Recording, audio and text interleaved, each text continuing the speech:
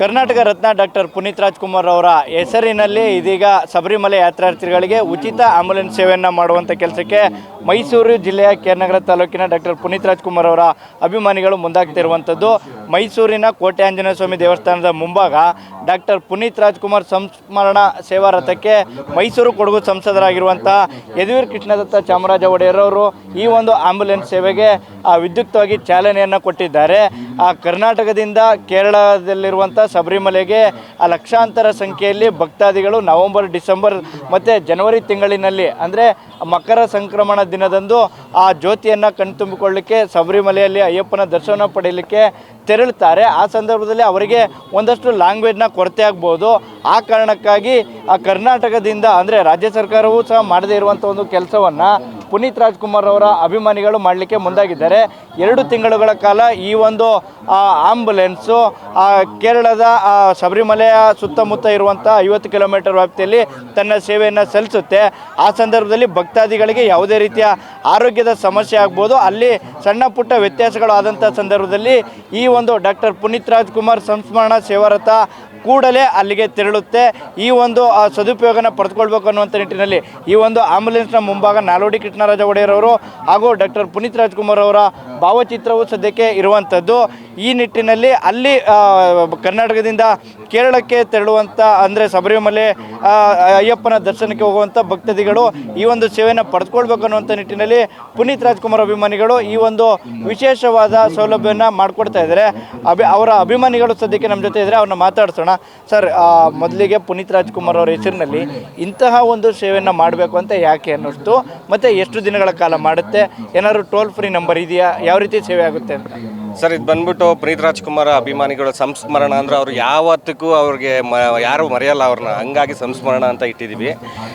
ಇದು ಖಂಡಿತ 2 ತಿಂಗಳು ಶಬರಿಮಲೆ ನಾಳೆ ಓಪನ್ ಆಗುತ್ತೆ ದೇವಸ್ಥಾನ. ಕ್ಲೋಸ್ ಆಗೋವರೆಗೂ ನಮ್ಮ ಗಾಡಿ ಅಲ್ಲೇ ಇರುತ್ತೆ. ಇದು 2 ಜನ ಡ್ರೈವರ್ ಇರ್ತಾರೆ.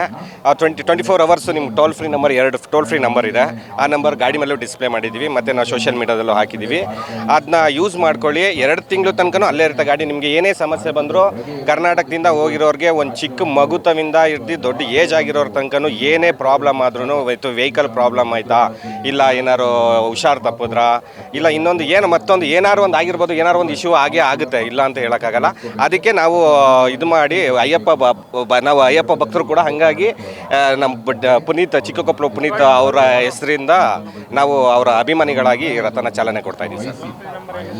ಸರ್, ಈಗ ಪುನೀತ್ ಅವರು ಏನು ಅಂತಂದರೆ, ಇದು ಕೆನಗರ ತಾಲೂಕು ಚಿಕ್ಕಕೊಪ್ಪಲು ಗ್ರಾಮದ ಪುನೀತ್ ಅವರು ಇದೇ ಥರ ಹಲವಾರು ಸಮಾಜಮುಖಿ ಕಾರ್ಯಕ್ರಮಗಳನ್ನ ಮಾಡ್ಕೊಂಡು ಬರ್ತಾ ಇರೋದನ್ನು ನಾನು ನೋಡ್ತಾ ಇದ್ದೀನಿ. ಅದೇ ರೀತಿ ಈ ಸಲ ಏನಪ್ಪ ಅಂದರೆ ವಿಭಿನ್ನವಾಗಿ ಕರ್ನಾಟಕದಿಂದ ಶಬರಿಮಲೆಗೆ ಏನು ಒಂದು ಕೇರಳ ರಾಜ್ಯದಲ್ಲಿ ಇರ್ತಕ್ಕಂಥ ಒಂದು ದೇವಸ್ಥಾನದ ಶಬರಿಮಲೆಗೆ